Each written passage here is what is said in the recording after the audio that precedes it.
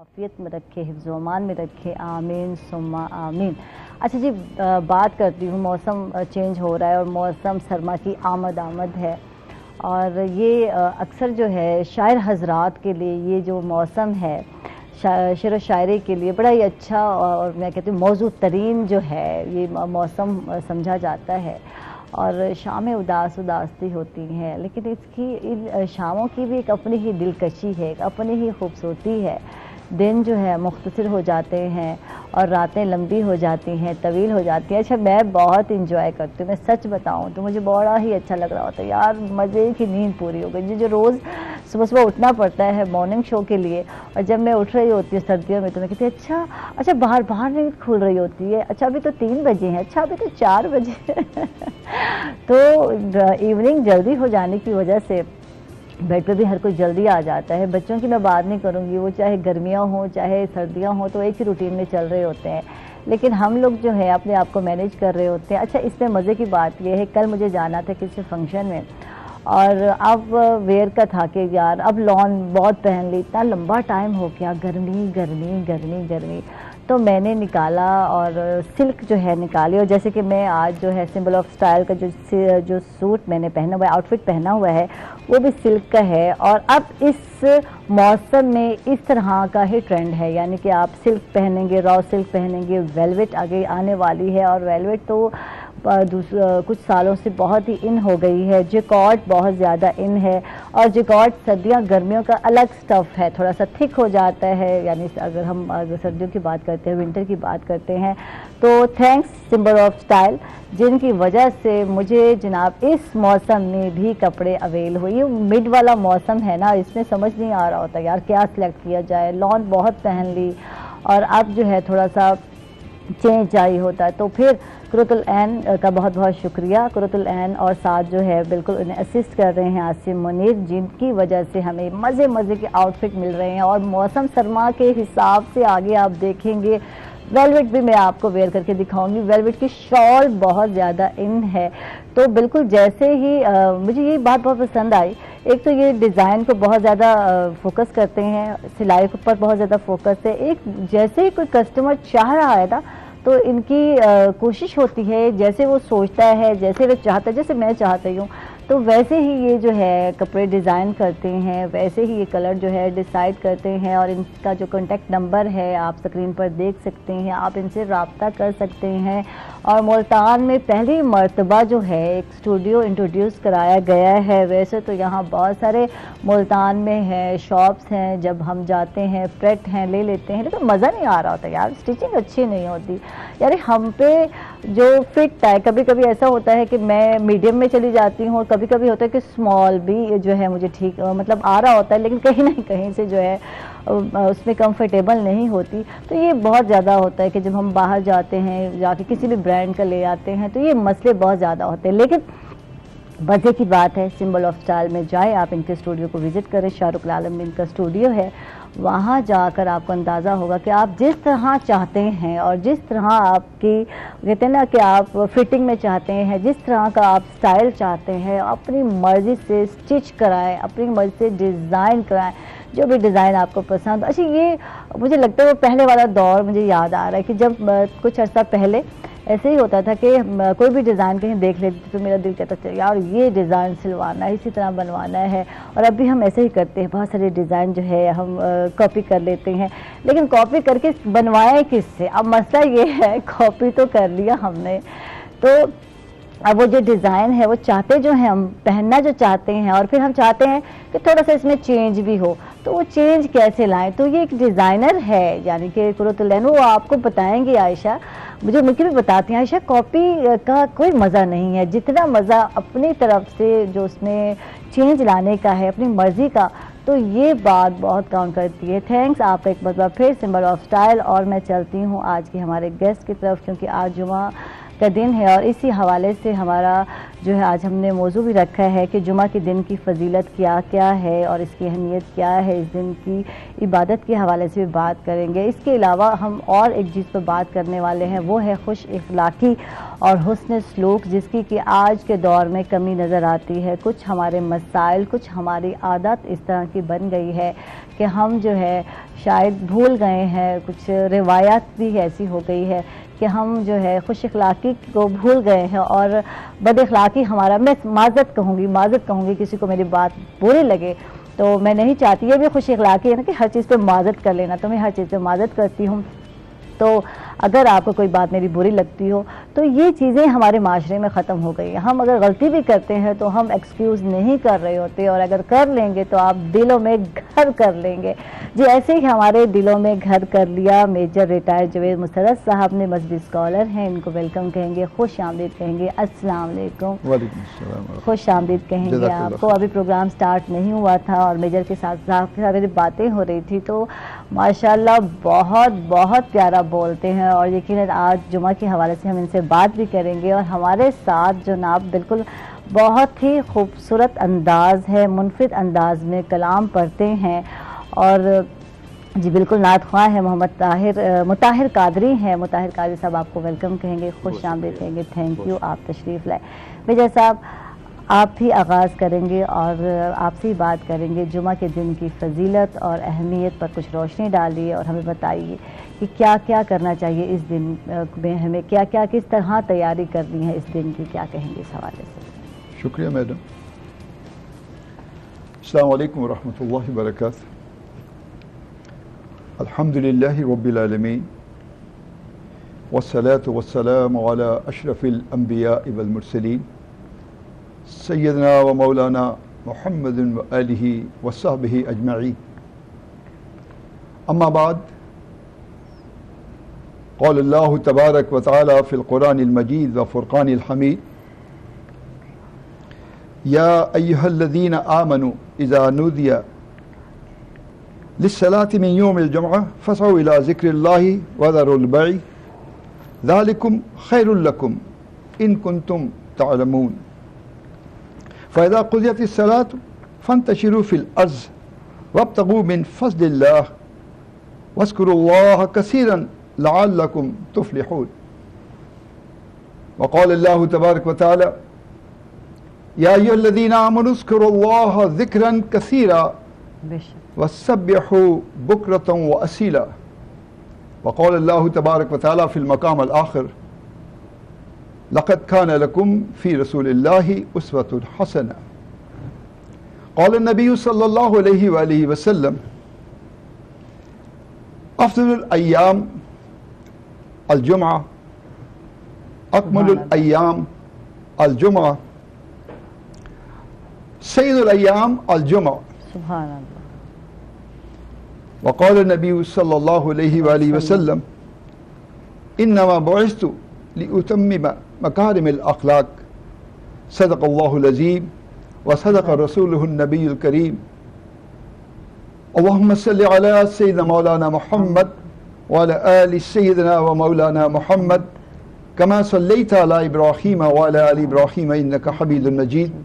अल्लाहुम्मा बारिक अला मुहम्मद व अला आलि मुहम्मद कमा बारकता अला इब्राहीम व अला आलि इब्राहीम इन्नका हमीदुम मजीद।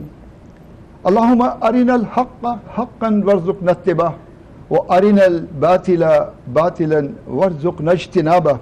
रब्बि इश्रह ली सदरी व यस्सिर ली अमरी वहलुल उक़दतम मिन लिसानी व यफ़क़हू क़ौली।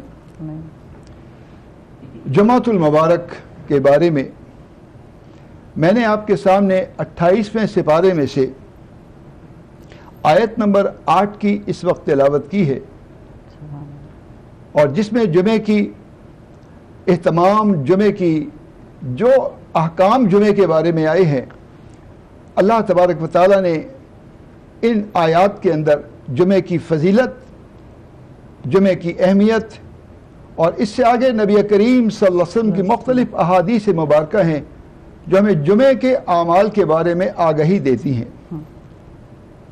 सबसे पहले अल्लाह तबारक व तआला इरशाद फरमाते हैं, और ये तमाम के तमाम मोमिनीन के लिए, या अय्युहल्लज़ीना आमनू, मैं और आप इसके मुखातिब हैं। ये मैसेज मेरे लिए, आपके लिए, पूरी उम्मत के लिए एक पैगाम है। कुरान करीम का एक अपना तर्ज तखातुब है कि जहाँ पे वो मोमिनीन की बात करता है तो पहले मोमिनीन का नाम लेके मुख्तलिफ जगहों पे या मुत्तकीन का नाम आता है, या अय्युहल्लज़ीना आमनू इत्तक़ुल्लाह, इसी तरीके से इस आयत के अंदर अल्लाह तबारक व तआला ने फरमाया कि ए ईमान वालों, जब जुमे के दिन आज़ान दे दी जाए तो फिर तुम जुमे के लिए दौड़ो। साई, जैसे कि अल्लाह ताला मुझे भी और आपको भी बार बार उम्र और हज के लिए लेके जाए, तो वहाँ पे हज़रत हाजरा की उस सुन्नत को अल्लाह तबारक व तआला ने जो पसंद किया, जो हज़रत इस्माइल के लिए पानी की तलाश में एक पहाड़ी से दूसरी पहाड़ी, सफ़ा और मरवा के दरमियान में जब आप दौड़ी, तो इस अदा को अल्लाह ने इतना पसंद किया कि उसको शायरुल्लाह और उसको हज और उम्रे के लिए जो है वो उन्होंने कंपल्सरी, उसके लिए लाजिम करार दे दिया। लेकिन वो सही है दौड़ने की। और यहाँ पे नबी करीम सल्लल्लाहु अलैहि वसल्लम के और अहादीस से पता लगता है कि जब तुम नमाज के लिए आओ तो मत दौड़ो, बिलखुसूस मस्जिद के अंदर मत दौड़ो, बल्कि इंतहाई इज्जत के साथ, इंतहाई मतानत के साथ आप मस्जिद की तरफ आएँ। अगर वक्त कम है तो आप अपने स्टेप्स को ज़रा तेज़ कर लीजिए, लेकिन दौड़ने से मना फरमाया। तो इसमें इस बात को बताया गया कि जब अजान पहली दे दी जाए तो उसके बाद अगली आयत में बता दिया कि तुम्हें चाहिए कि फसाओ इला ज़िक्रिल्लाह, अल्लाह के ज़िक्र की तरफ लपको, अल्लाह के ज़िक्र की तरफ चलो। वब्तगू बिन, जाओ भी तुम खरीद व फरोख्त करते हो। बाय जो है बैग उर्दू का लफ्ज़ में भी इस्तेमाल आता है, अरबी के अंदर भी इस्तेमाल हम करते हैं। बै से मुराद हर किस्म की खरीदो फरोख्त जो बाज़ार में करते हैं, और इसका इतलाक हमारे ऑफिस में भी होता है। इसका इतलाक तमाम उम्मत के ऊपर जो भी वो काम कर रहे होते हैं उन तमाम कामों पे इसका इतलाक होता है कि उन तमाम कामों को मुअत्तल कर दिया जाए। अब एक ही फिक्र हो, एक ही लगन हो, एक ही दौड़ धूप हो। अब तैयारी किस चीज़ के लिए हो? जुमे की नमाज के लिए। और फिर आगे फरमाया फ़ैज़ा क़ज़ैत, जब तुम इस नमाज को क़ज़ैतु सलात, जब तुम नमाज को अदा कर लो, फ़ंतशिरू, फैल जाओ ज़मीन में और अल्लाह का फ़ज़ल तलाश करो। अल्लाह के फ़ज़ल से मुराद जो तुमने काम काज छोड़ दिए थे, हलाल कमाने के लिए अपनी सही अपनी दुकानें भी खोल लो, अपने मामलात भी हैं, दफ्तर के मामलात भी हैं, और जितने भी आपकी एक्टिविटीज़ हैं आप उनको कैरी ऑन करें नमाज जुमा के बाद। और फरमाया कि इसी के अंदर जो है फ़ज़्कुरुल्लाह कसीरन लअल्लकुम तुफ़्लिहून, कि एक बात याद रखना, बहुत इंपॉर्टेंट बात है ये, कि जो भी तुम कर रहे हो इससे पहले भी और बाद में भी फ़ज़्कुरुल्लाह, अल्लाह ताला को कसरत के साथ याद करते रहना। यानी जो ऑब्लिगेशन शरीयत की हमारे ऊपर हैं, चाहे वो औरतें हैं चाहे वो मर्द हैं, उन तमाम तर में इबादात हैं या आपके जितने आमाल हैं, उनके अंदर अल्लाह की नाफरमानी किसी लहजे के लिए भी ना हो। यानी अल्लाह का ध्यान इतना तमाम आपके दिल में जगह पकड़ जाए कि आप जो काम भी कर रहे हों अल्लाह की रज़ा के लिए, शरीयत के मुताबिकत में, नबी करीम सल्लल्लाहु अलैहि वसल्लम के तरीके पे ऊपर करोगे। तो फरमाया कि अल्लाह तबारक व तआला ये भी यहाँ पे फरमा रहे हैं कि अगर तुम समझ और बूझ रखते हो, किसी जगह फरमाया कि तुम अगर अकल रखते हो, तो इस आयत के अंदर अल्लाह तबारक व तआला ने जुमे की फ़र्जियत के बारे में बिल्कुल खोल के बयान कर दिया। सही। और नबी करीम सल्लल्लाहु अलैहि वसल्लम की मैंने अहादीस मुबारक आपके सामने पेश की। आपने फरमाया कि जुमे का दिन जो है सबसे खूबसूरत तरीन दिन है, जुमे का दिन सबसे अकमल दिन है, और जुमे का दिन अय्याम के यानी जितने भी दिन हैं आपके वीक के दिन हैं उन तमाम का सरदार जो है वो जुमा है, सैयदुल अय्याम जुमा। तो इसके जबकि सरदार है तो इसके आमाल भी बड़े बड़े होते हैं। उन तमाम आमालों के अंदर जो सबसे बड़ा पूरी दुनिया के अंदर उम्मत का इज्तिमा होता है वो जुमे की नमाज है, और जुमे की नमाज की फ़र्जियत है। और इसके साथ साथ ये भी याद रखें कि जब नबी करीम सल्लल्लाहु अलैहि वसल्लम के ज़माने में एक अजान हुआ करती थी जुमे से पहले, चूँकि मदीना मुनव्वरा जो था वो छोटा सा इलाका होता था, आवाज़ तक पहुँच जाती थी। जब आबादी बढ़ी तो उसके बाद हज़रत अबू बकर सिद्दीक़ रज़ी अल्लाह तआला अन्हु की, उसके बाद हज़रत उमर फ़ारूक रज़ी अल्लाह तआला के ज़माने में आबादियाँ बढ़ती चली गई। हज़रत उस्मान गनी रज़ी अल्लाह तआला के ज़माने के अंदर फिर आपने अपने इज्तिहाद से, मशवरे से आपने जुमे की पहली अजान मस्जिद से बाहर निकल के किसी बुलंद जगह पे, ताकि तमाम लोगों को इत्तला हो जाए। तो अब इसका इतलाक जो पहली अजान हुआ करती थी उस अजान का इतलाक अब हो गया। यानी जैसे ही पहली अजान हो जाए अब तमाम दुनियावी कारोबार, ख़रीद व फ़रोख्त, जो आपकी एक्टिविटीज़ हैं उनको फ्रीज़ करने के बाद एक ही एक्टिविटी रह गई कि जुमे से कंसर्न जो आपकी एक्टिविटीज़ है, नहाना है, धोना है, तैयारी करनी है, वो करने के बाद जल्द अज जल्द जो है मस्जिद में जुमे के लिए पहुंचा जाए। ठीक ठीक, इस पर मज़ीद बात भी करते हैं और जुमा से पहले खुतबा सुनने की अहमियत पे भी बात करना ज़रूरी है। कितनी ज़्यादा अहमियत है खुतबा सुनने की। तो मैं आपकी अगर इजाज़त हो बेजा साहब तो मोहम्मद मुताहिर की तरफ चलते हैं और इनसे रिक्वेस्ट करते हैं कि हमें कलाम सुनाएं। वेलकम बैक नाजरीन, खुश आमदीद कहेंगे आपको एक मतलब फिर। और मोहम्मद मुताहिर कादरी साहब ने बहुत ही प्यारे अंदाज और मुनफिद अंदाज में कलाम पढ़ा, बहुत ही अच्छा लगा। और मैं कहती हूँ अंदाज जो है यही चीज़ है, कलाम तो सारे ही प्यारे होते हैं लेकिन जो अंदाज है वो जाके दिल को कहीं लगता है। और वाकई जो है बहुत अच्छा लगा आपसे कलाम सुनकर। मेरे सब आपकी तरफ आते हैं और आपसे जानते हैं, क्योंकि मैंने एक सवाल आपसे पूछा था खुतबे की अहमियत। बहुत सारे लोग हैं जो खुतबे के टाइम घर में नहा धो रहे होते हैं या मस्जिद में लेट जा रहे होते हैं। तो बताइए कि खुतबे की कितनी अहमियत है, नमाज जुमा से पहले सुनना कितना ज़रूरी है, इस हवाले से क्या कहेंगे आप?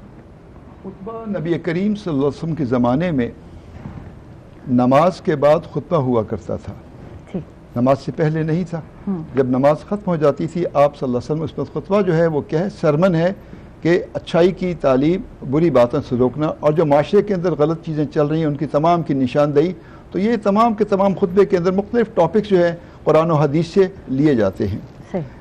लेकिन क्या हुआ कि एक दिन नबी करीम सल्लल्लाहु अलैहि वसल्लम खुतबा फरमा रहे थे, इतने में एक काफ़िला तिजारती आ गया मदीना मुनव्वरा में। और उस वक्त उस तिजारती काफ़िले के अंदर जो खुर्द व नोश की चीज़ें थी उनकी जब आवाज़ सुनी तब उसमें से लोग भागे और नबी करीम सल्लल्लाहु अलैहि वसल्लम को छोड़ के चले गए। सिर्फ 12 सहाबी रह गए जो कि मस्जिद में मौजूद रहे। तो ये हाल देखने के बाद फिर ये फैसला हुआ कि खुतबा जो है वो नमाज से पहले जो है इसको शिफ्ट कर दिया गया। और खुतबे की अहकामात ये हैं कि जो नमाज के अहकामात हैं वही खुतबे के अहकामात भी हैं, यानी खुतबा जो है वो नमाज का हिस्सा है। हमारे बहुत से दोस्त और अहबाब कहते हैं कि आखिरी वक्त में पहुंचेंगे, नमाज ही पढ़नी है। देखिए खुतबा जो है इस पार्ट ऑफ नमाज, और अगर आपने खुतबे को मिस कर दिया तो आपकी नमाज नामुकम्मल रह गई। पहली बात तो ये। दूसरी बात यह कि खुतबा सुनना जो है वो वाजिब है। वाजिब का दर्जा फ़र्ज तक तो नहीं लेकिन इसके करीब करीब होता है। तो हमें चाहिए कि मैं अपनी मस्जिद में भी देखता हूँ कि बहुत से लोग जब खुतबा ख़त्म हो रहा होता है तो अपनी जूतियाँ समेट के आ रहे होते हैं। और मैं उनसे हर दफ़ा 20 साल से तलकीन कर रहा हूँ कि मेहरबानी करें, नमाज जुमे की नमाज के लिए खुतबे से पहले आना। हज़रत अब्दुल्लाह बिन मसूद रज़ी अल्लाह ताला अन्हु बहुत बड़े जलील क़दर सहाबी हैं, साहिब मिसवाक हैं, आप सल्लल्लाहु अलैहि वसल्लम के खादिम ख़ास हैं। वो कोशिश करते थे कि सबसे पहले जो है खुतबे से पहले मस्जिद नबवी में तशरीफ़ लाएं। तो एक दिन जब पहुंचे तो उनसे पहले 3 आदमी आए हुए थे। तो उन्होंने इरशाद फरमाया कि 3 के बाद चौथा मैं हूं और इंशाल्लाह मैं भी उस सवाब से महरूम नहीं रहूंगा जो पहले आने वालों के लिए सवाब है। दूसरी बात यह कि खुतबे के लिए जब आप आएँ तो आपको जहाँ जगह मिल जाए आप मस्जिद में तशरीफ़ फरमा। बाहर जगह है तो बाहर बैठ जाएं। हमारे बहुत से दोस्त पहली सफ़ में आना चाहते हैं, पहली सफ़ की बहुत बड़ी फजीलत है, लेकिन पहली सफ़ के लिए फिर सबसे पहले आना चाहिए। और खुतबा सुनने के लिए आदमी इत्मीनान के साथ खुतबे के अंदर किसी किस्म की एक्टिविटीज़, जैसे कि नमाज में तमाम एक्टिविटीज़ जो हैं वो ख़त्म हो जाती हैं, खुतबे के अंदर भी। यहाँ तक कि अगर आपने दुआ मांगनी है तो वो दुआ भी अपने दिल में मांगी जाए। और एक हदीस के अंदर आया कि जुमे के दिन कुछ औकात ऐसे हैं कि जबकि तमाम दुआएं आपकी कबूल होती हैं। उसके अंदर हदीस में आता है कि जब इमाम खुतबे के लिए आ जाता है, जब वो खुतबा दे रहा होता है, उस खुतबे के दौरान जब इमाम 2 खुतबों के दरमियान में बैठता है, उस वक्त खुतबे के बाद तो कुछ घड़ियां ऐसी हैं कि आप जो दुआ करते हैं आपकी दुआ कबूल होती है। कुछ सातें ऐसी हैं जिसको मिस नहीं करना तो आपने और उसमें दुआ करनी है, इंशाल्लाह कबूल हो। बेशक ये सातें इसी तरीके से जुमे के दिन के असर की नमाज के बाद ये सातें फिर लौटती हैं। और फरमाया एक हदीस में आता है कि जिसने अपनी जुमे के दिन के अलावा भी जिसने अपनी असर की नमाज को खो दिया, ज़ाया कर दिया, जमात को तर्क कर दिया, नमाज ना पढ़ी, फरमाया कि वो ऐसा है जैसे उसके माँ बाप, उसका घर बार, उसका कारोबार सब कुछ तबाह हो गया। और जुमे के दिन जो है बहुत इंपॉर्टेंट बात है कि जुमे के दिन आप सल्लल्लाहु अलैहि वसल्लम ने फरमाया कि तमाम उम्मत का दरूद मेरे पास फरिश्ते इकट्ठा करते हैं और पेश किया जाता है। तो हमें चाहिए कि जुमे के दिन कसरत दरूद का एहतमाम किया जाए।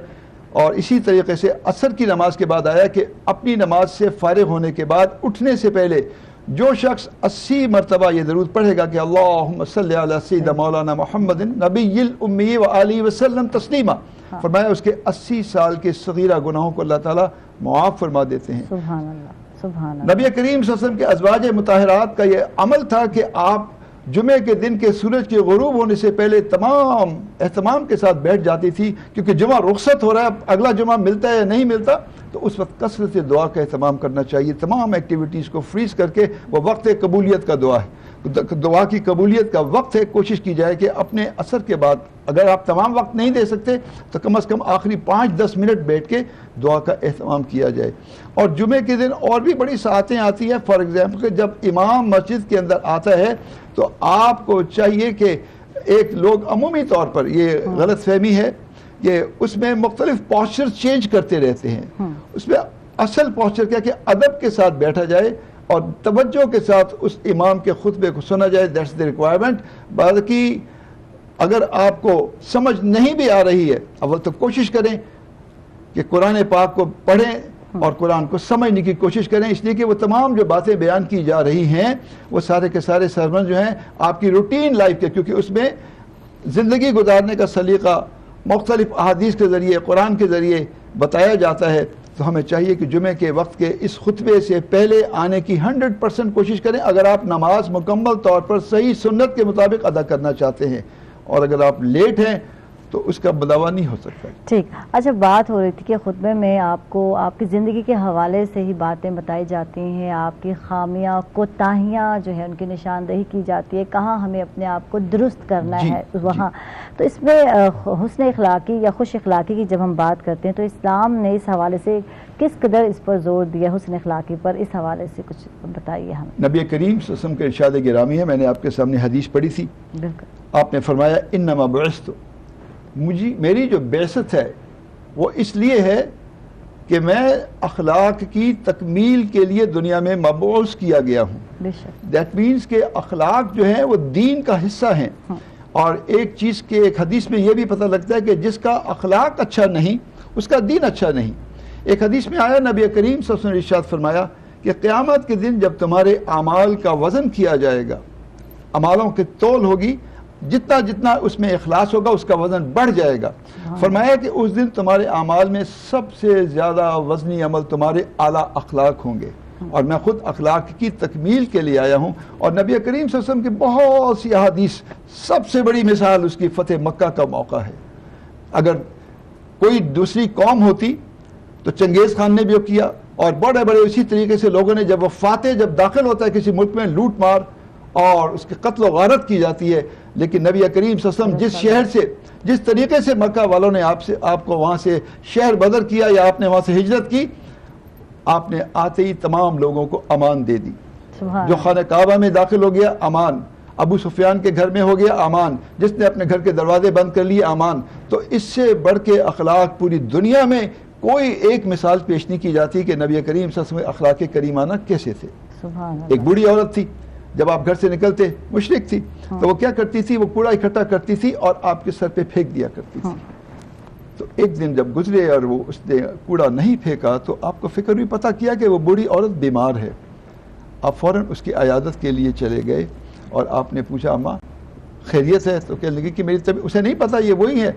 कहने लगे वो मोहम्मद के ऊपर मैं कूड़ा फेंका करती थी, अब मैं उससे माजूर हो गई हूँ। तो हमने, मोहम्मद ही तो तुम्हारी जो है वो अयादत के लिए आया, तो उसने कलमा पढ़ लिया। इसी तरीके से एक दफ़ा नबी करीम सल्लल्लाहु अलैहि वसल्लम सहाबा के साथ बैठे हुए थे, एक शख्स दाखिल हुआ, मस्जिद छोटी सी मस्जिद होती थी, कच्चा फर्श था, और उसने आके कोने में बैठ के पेशाब करना शुरू कर दिया। तो एकदम सहाबी दौड़े, उसे पकड़े उसे। तो आपने कहा ठहरो ठहरो ठहरो, मत छेड़ो उसे, उसको पेशाब करने दो। और जब उसने पेशाब कर लिया तो उसे लेकर आए। नबी करीम सल्लल्लाहु अलैहि वसल्लम ने उसे फरमाया कि देखो ये हमारी मुतबर्रक जगह है, इस जगह पे पेशाब नहीं बल्कि तहारत करके यहाँ पे दाखिल हुआ जाता है। और उसको तलकीन की और साहबों को कहा कि अगर तुम उस वक्त इसको पकड़ने की कोशिश करते तो ये पेशाब की हालत में भागता तो पूरी की पूरी मस्जिद जो है उससे ख़राब हो जाती। और अब एक ही जगह तो उसको धो दिया जाए। आज अगर ये अमल हो तो हम तो लोगों को कत्ल करने पे आ जाते हैं। तो ये नबी करीम सल्लल्लाहु अलैहि वसल्लम का अखलाक करीमाना था कि जिसने दुश्मनों के भी दिल मोह लिए। एक दफ़ा आपके पास एक सहाबी तशरीफ़ लाए, उसने कहा, या रसूल अल्लाह, मुझे कोई नसीहत फरमाइए। आपने फरमाया कि तुमने गुस्सा नहीं करना। उसने कहा, सर मुझे और नसीहत फरमाएं। आपने फरमाया कि तुमने गुस्सा नहीं करना। उसने हम बात है, उसने कहा कोई और नसीहत फरमाई। आपने फरमाया कि तुमने गुस्सा नहीं करना। फिर आपने फरमाया कि गुस्सा ईमान को ऐसे खा जाता है जैसे एलवा, एक जिसे कोरतुमा आम जबान में कहते हैं, तो वो जैसे शहद को कड़वा कर देता है, ऐसे ही गुस्सा तुम्हारे ईमान को कड़वा कर देता है। तो फरमाया कि गुस्से की हालत में अगर तुम हो, अगर खड़े हो तो बैठ जाओ, बैठे हुए चेंज योर पोस्चर, अपनी हालत को बदल लो। और तब भी गुस्सा नहीं जा रहा तो आऊज़ु बिल्लाहि मिनश शैतानिर रजीम पढ़ें। और अगर तब भी आपका टेम्परेचर ड्रॉप नहीं हो रहा तो वजू करें। वजू के पानी जैसे ही वजू किया जाएगा आपका टेम्परेचर डाउन हो जाएगा। तो नबी करीम सल्लल्लाहु अलैहि वसल्लम के अखलाक करीमाना के ऊपर अगर बात करते चले जाएं तो इतना टाइम उसके लिए चाहिए। तो मैंने मुख्तसर आपको बता दिया कि फतेह मक्का के मौके के ऊपर दुश्मनों के साथ आपका क्या सलूक था, और इसी तरीके से आप जो है बड़े बड़े दुश्मन जो आपके थे, जब फतेह मक्का के दिन आपके पास तशरीफ़ लाए, आपने सबको अमान दे दी। तो ये एक यूँ समझिए कि दुनिया के अंदर इससे बेहतरीन मिसाल जो है अखलाक की नहीं दी जा सकती। बिल्कुल बिल्कुल, बेशक बहुत खूबसूरत बात की है। अच्छा, एक बात मैं जानना चाहूँगी, जब हम आज के माहौल की बात करते हैं तो बहुत लोग हैं, बहुत बल्कि हम लोगों को भी बहुत जल्दी गुस्सा आ जाता है। ये नहीं कि बहुत लोग, बहुत जगह पर हमें भी बहुत ज़्यादा गुस्सा आ जाता है। तो बहुत सारे लोगों को ये कहते हैं, आपने भी सुना होगा, यार दिल का तो मैं बहुत अच्छा हूँ, क्या करूँ, या वो बंदा दिल का खुद ही कहते मैं दिल का तो बहुत अच्छा, बस गुस्सा आ जाता है, गुस्से में मैंने कुछ कह दिया हो तो पता नहीं चला मुझे।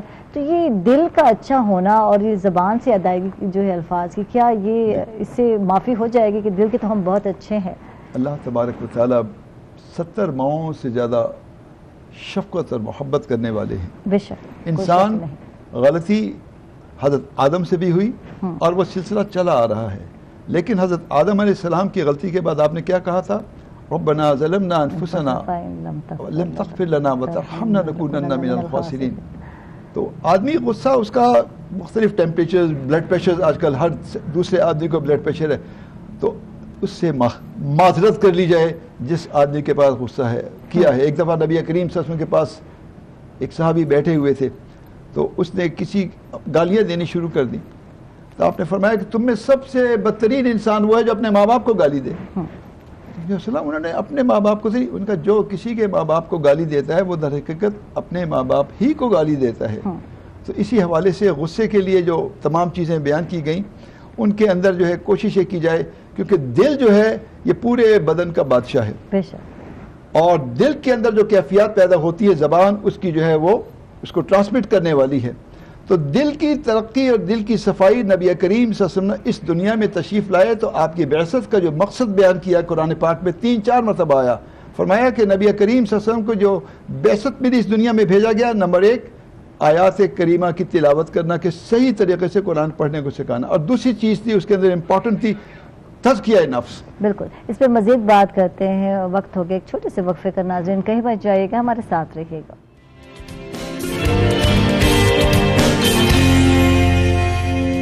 माशाअल्लाह, जज़ाकल्लाह, सुभान अल्लाह, बहुत खूब, बहुत ही प्यारा और मुफीद अंदाज और दिल को छू लेने वाले कलाम। यकीनन हर कलाम प्यारा, लेकिन कुछ कलाम ऐसे हैं जो वाकई आपके दिल की जो दुआ है, ये दिल की दुआ है। यकीनन अल्लाह ताला हर एक के दिल की दुआ कबूल करे, आमीन सुम्मा आमीन। मुझे सब आपकी तरफ आते हैं, और बात हो रही थी वक्फे से पहले खुश अखलाक़ी के हवाले से।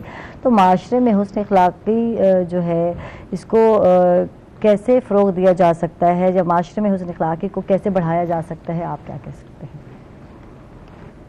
आज से तकरीबन 100 साल पहले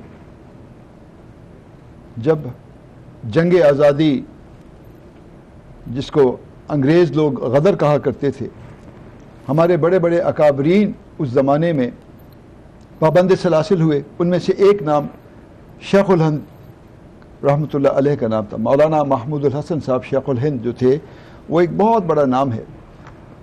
तो वो असीर माल्टा भी उन्हें कहते हैं कि माल्टा की जेल में अंग्रेज़ों ने उन्हें कैद कर दिया था। और ये जो मैंने तर्जुमा आपके सामने कुरान के पाक का जो पढ़ा है, मैंने उन्हीं के कुरान के हवाले से तर्जुमा मैंने वहीं से लिया। उनका ये एक फरमाना था कि मैंने वहाँ पे 15 साल इस तर्जुमे में मैंने लगाए और गौर व खौस किया कि ये आखिर लोगों की इस वक्त, ये बात 100 साल पहले की बात कर रहे हैं, कि लोगों की उम्मत की इस वक्त ज़वाल जो हमारे माशरे के अंदर मसाइल पैदा हुए हैं उसका मकसद क्या है या उसका वजह क्या है। ठीक है, रीजन तो उन्होंने कहा कि जो मेरे जहन में बात आई कि हमारा ताल्लुक मिन हैसुल कौम, आज तो ये बात बिल्कुल ही आया हो गई, मिन हैसुल कौम, हमने कुरान से अपने ताल्लुक को तोड़ा हुआ है। कुरान हमें अलिफ लाम मीम से लेके वन्नास तक जिंदगी गुजारने का सलीका सिखाता है। It's a book of instructions.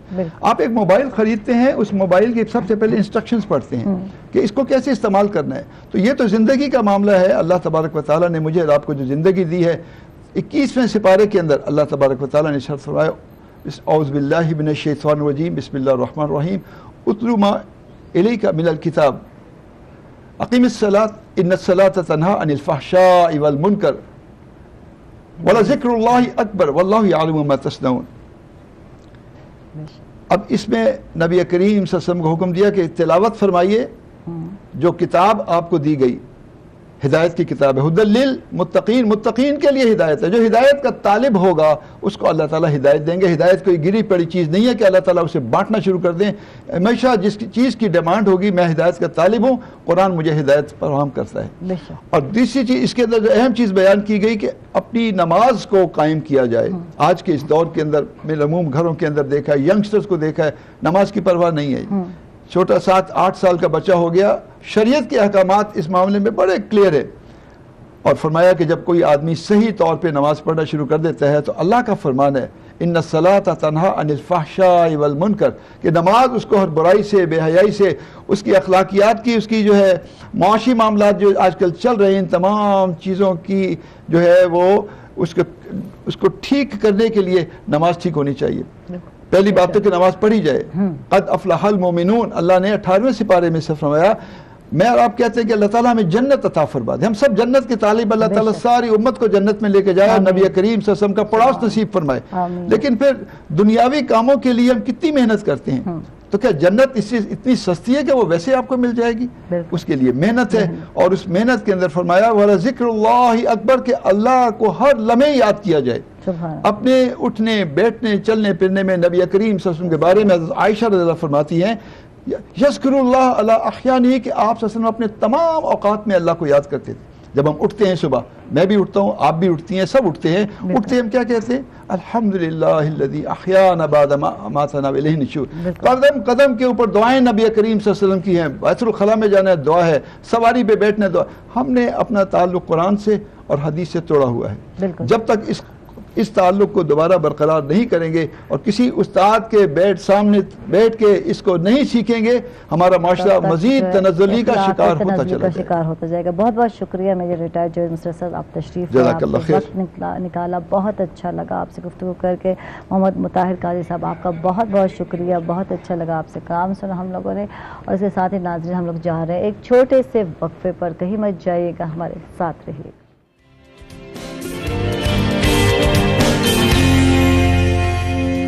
Welcome back नाजरीन, खुश आमदीद कहेंगे आपको एक मतलब फिर, और बात करते हैं फ़िटनेस की। और वैसे अमूमी तौर पर हम सिर्फ ख़वातीन को ही देख रहे होते हैं, एक्सरसाइज कर रही हैं, अपना वेट रिड्यूस कर रही हैं, शादी से पहले और शादी के बाद। ये आजकल बच्चे में बहुत ज़्यादा देखने में मिलता है कि बच्चियां परेशान हैं, वज़न कम करना है। मेरी भी 1-2 कज़न्स हैं, वो भी आजकल जिम उन्होंने ज्वाइन किए हुए हैं और बाकायदा रेगुलर जा भी रहे हैं। अच्छा, तो ख़वातीन शादी के बाद जो है अक्सर यही कहा जाता है कि पहले तो वज़न कम कर रही होती है, फिर दोबारा वही जो है वज़न दोबारा मेंटेन नहीं कर पाती, और शादी के बाद खूब खाना पीना, दावतें। ख़वातीन तो ख़वातीन, जो मर्द हजरात हैं उनकी जो तोंद निकल आती है, ये सबसे बड़ा इशू है, मसला है। और वो बेचारे इसी में जो है सारी लाइफ गुजार देते हैं। और बस ये कहो तो आपका वज़न बढ़ रहा है, यार खाते पीते घर के लोग लगते हैं। मेरे हस्बैंड अक्सर यही डायलॉग मुझसे शेयर कर रहे होते हैं, खाते पीते घर के लोग हैं। मैंने कहा सब खाते पीते हैं, कोई भूखा नहीं मर रहा थे, लेकिन आप अपना वज़न कम कर लें, ये आपकी भी खूबसूरती है। तो अक्सर लोग कहते हैं यार शादी हो गई तो अब खूबसूरती की क्या ज़रूरत है, तो ये गलत फहमी है। इंसान को हमेशा जो है गुड लुकिंग नज़र आना चाहिए। आप जब जो भी ड्रेसअप करें, जो भी कुछ पहने, जो भी आउटफिट पहने, तो आपको अच्छा लगे। तो अमर अली हमारे साथ है, फिटनेस ट्रेनर हमारे साथ है, इनसे जानते हैं मुफीद बातें और मशवरे करते हैं इनसे। अस्सलाम वालेकुम, कैसे हैं आप? अल्हम्दुलिल्लाह ठीक ठाक। आप तो हमेशा फिट है, दूसरों को फिट करने वाला बंदा अगर फिट ना हो तो फिर तो क्या कहना है, मजबूरी भी है, फिट रखना भी पड़ता है। अच्छा, ये बहुत कम लोग होते हैं।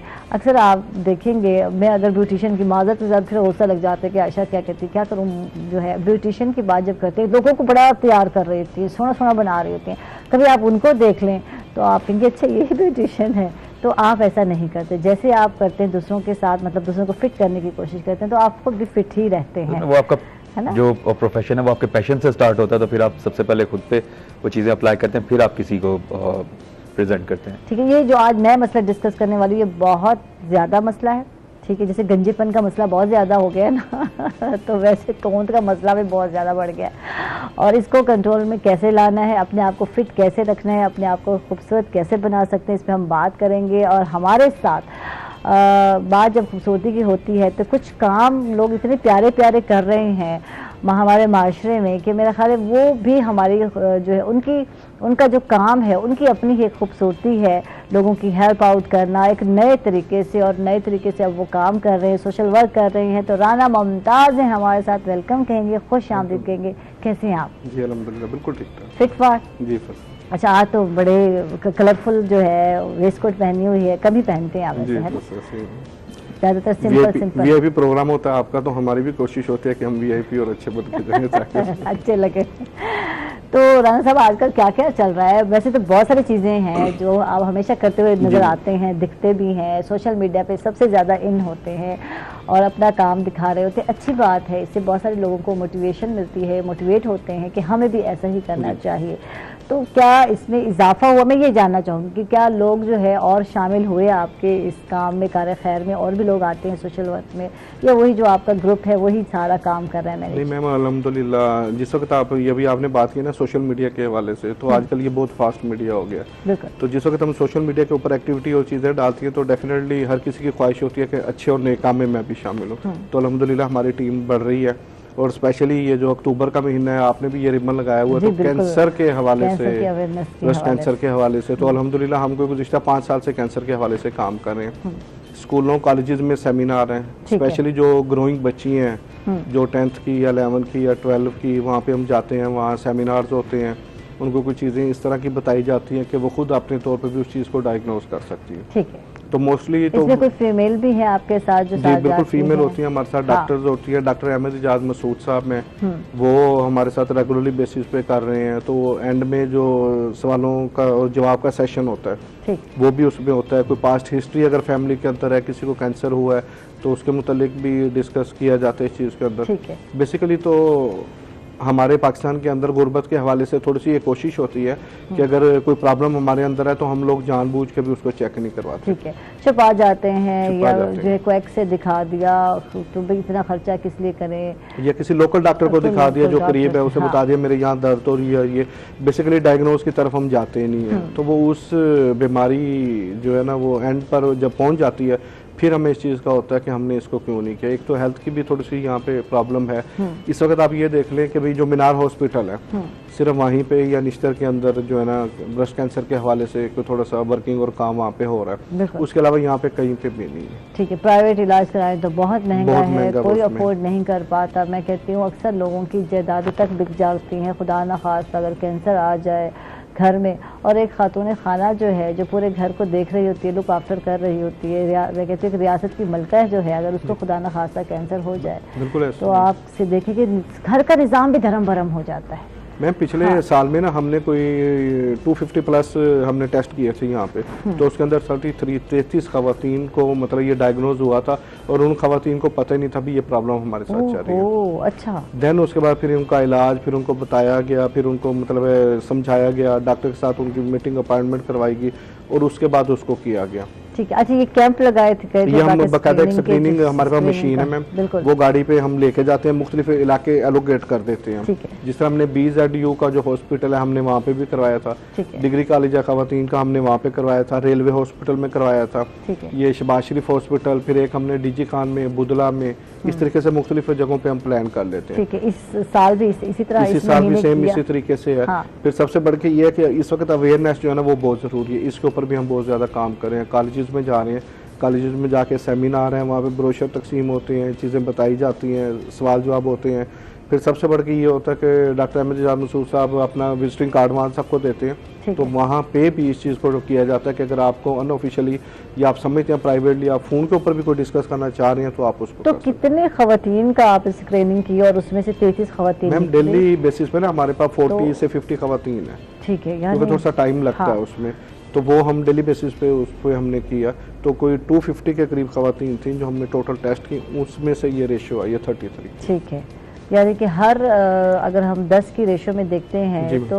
4 से 5 होगा, 3 से 4 3 से 4 होगा, 3 से 4 तो है। जी बिल्कुल, ये रेशियो अच्छी खासी ज़्यादा बहुत ज़्यादा है और इसके ऊपर वर्किंग की बहुत ज़्यादा ज़रूरत है, स्पेशली पाकिस्तान के अंदर इसके ऊपर काम की बहुत ज़्यादा ज़रूरत है। अब एक तो शौकत खानम कैंसर के हवाले से बहुत ज़्यादा काम कर रहा है, दूसरा लाहौर में कैंसर केयर हॉस्पिटल है जो नया बना है, वो भी अब ये फैसिलिटीज देनी उसने भी शुरू कर दी है। ठीक है, बात तो है अवेयरनेस देना, आगाही देना। ये जो पूरा मंथ रखा गया है ब्रेस्ट कैंसर की, जब हम बात करते हैं और जब एक खातून ने खाना को, घर की जो खातून है उसको हो जाए खुदा न खास्ता ब्रेस्ट कैंसर हो जाए या कोई भी कैंसर हो, तो कितना मुश्किल हो जाता है। बात यह है कि अक्सर ख़वातीन छुपा जाती हैं, बताती नहीं अपनी तकलीफ, और ये खातून की एक आदत है। सब्र तो मैं कहती हूँ पाया जाता है ख़वातीन में, हर मामले में सब्र कर लेती, कोई बात नहीं ठीक हो जाएगा, ये आम इंजेक्शन लगा लेना। तो बहुत सारे केसेस नज़र आए यार, एंड में जाकर पता चलता है कि बस अब बचने की कोई उम्मीद नहीं है, डेथ होने वाली है। तो इस सिचुएशन से पहले ज़रूरी है मैम उसमें 2 निशानी है जो बिल्कुल जाहिर नज़र आती हैं। एक तो ये है कि गिल्टी बनती है, ठीक आपके ब्रेस्ट के ऊपर, अगर आपको स्पेशली हमारी बहनों को अगर ये महसूस होता है या वो ये समझती हैं क्योंकि गिल्टी बन रही है, तो सबसे पहले उसका ज़रूरी है कि अपनी वालदा से कंसर्न करें, देन उसके बाद उसको चेक करवाया जाए कि ये क्या वजह है, इसकी क्या हो रही है। दूसरा, आजकल बहुत ज़्यादा चीज़ ये देखी जा रही है कि जो चिकन है ना वो बहुत ज़्यादा यूज़ हो रहा है। ठीक है, अगर आप बर्गर खा रहे हैं उसके अंदर चिकन, पिज़्ज़ा खा रहे हैं उसके अंदर चिकन, घर में कोई चीज़ बन रही है, और स्पेशली जो आजकल ये बच्ची हैं वो बिल्कुल मटन या बीफ की तरफ जाती नहीं है, बिल्कुल। तो वो चिकन हर चीज़ में, आप पेटेज ले लें उसमें चिकन, शामी ले लें उसमें चिकन, मतलब ईच एंड एवरी 90% चिकन होता है। और अगर उन्हें कहा जाता है जी आप बीफ या ये मटन ले लें, तो वो कहते नहीं जी हमारा दिल नहीं करता इस चीज़ को खाने को। बहुत ज़्यादा अब जिस तरीके से उसकी तैयारी की जा रही है चिकन की, और जिस तरीके से मतलब है दिनों के अंदर उसको ग्रो किया जा रहा है, दिनों में जो है चूज़ा निकला, और चूज़ा जो है इतना बड़ा जो है मुर्गी की शक्ल में आ जाता है। तो जो खादें डाली जाती हैं, जो खुराक डाली जाती है, तो वो जो है ठीक नहीं है। फार्मी मुर्गी जो है, जो अब तो कुकर, वो देसी कुकर मिलते ही नहीं है, ढूंढने पे भी नहीं मिलते। मैम आप ये दूसरे वाला भी अगर मुर्गी का वो लें, मुर्गी को लें, उसको आप छोड़ें तो आपको नजर आएगा वो तो बिल्कुल मरियल है और वो वहीं बैठ गई, उसमें भागने दौड़ने की उसमें सकत ही नहीं है, वो कहीं जा ही नहीं सकती है। पहले आप देखें जो देसी मुर्गी होती थी, अगर हम उन्हें पकड़ने लगते थे पूरे घर में हम घूम लेते थे, लेकिन वो मुर्गी हमारे हाथ नहीं आती थी। अब वो मुर्गी जो अपनी जगह से नहीं हिल सकती, उसने हमें क्या ताकत, क्या तवानाई है, उसने क्या हमें बताना। बिल्कुल। अब आपकी तरफ आते हैं, देसी मुर्गी को लेकर आते हैं, देसी और फार्मी मुर्गी की जब हम बात कर रहे हैं, तो वाकई ये जो हम पिज्ज़ा और बर्गर्स वगैरह खाते हैं, इन चीज़ों से वज़न बढ़ता है। और जब हम तोन बढ़ने की बात करते हैं, तो या इसमें ज़्यादा फैक्टर किस चीज़ का, डाइट का है, ज़्यादा खाना है, ज़्यादा खाते हैं, या बैठना है? बैठना भी आप कह सकते हैं, लेकिन डाइट ज़्यादा है। मतलब अगर आप बगैर खाए बैठ रहे हैं तो भी ज़्यादा फर्क नहीं पड़ा, लेकिन अगर आप बैठे भी हैं और फिर आप खाई भी जा रहे हैं तो ऑब्वियसली वेट बढ़ेगा। डॉक्टरों में भी यही हाल है। और फिर जो सेकंड प्रॉब्लम है वो है कि आप इनटेक क्या कर रहे हैं। हम लोग कोल्ड ड्रिंक्स बहुत ज़्यादा यूज़ करते हैं, हम लोग कार्ब्स ज़्यादा कर रहे हैं, फैट बहुत ज़्यादा कर रहे हैं। मतलब अगर आप जिंगर की बात करते हैं या किसी भी फास्ट फूड पे, तो वो मोस्टली ऑयली ही होता है, और फिर उस ऑयल की क्वालिटी का भी हमें नहीं पता कि वो फ्रेश है या कितना ज़्यादा पुराना है। तो ये सारे फैक्टर्स मतलब कंबाइन होकर फिर आपको इसी तरह का रिजल्ट देंगे कि आपकी तोंद बाहर हो जाएगी और आपकी जो एक्टिविटीज हैं वो बिल्कुल स्लो हो जाएगी। दो चीज़ें हैं, एक तो वो लोग नौजवान जो जाते हैं दफ्तरों में काम करते हैं, और जिनका काम भी यही 8 से 9 घंटे जो है एक ही सीट पे बैठना है, और उनको कहा जाता है, हालांकि बार बार मीडिया पे भी होता है, चल रहा होता है, बताया भी जा रहा होता है कि यार घंटे 2 घंटे बाद आपको उठना है, वॉक करना है, आदत बनानी है, फिर 5-10 मिनट बाद फिर आपने अपने वर्क पर बैठ जाना है। तो ऐसा होता है कि लगातार लोग घंटों कंप्यूटर्स पे बैठे रहते हैं, जो कंप्यूटर पे भी आजकल वर्क कर रहे हैं। तो फिर रिजल्ट क्या है? तोंद का निकल के आना। एक तो ये नौजवान, और एक वो जो शादी के बाद जिनकी तोंद निकलती है, और फिर निकलती जाती है और फिर निकलती है, और फिर माशाल्लाह पूरी ज़िंदगी जो है वैसे जो हम कहते हैं ना, वो बॉयज़ वाला जो है वो लुक नहीं आ रहा होता।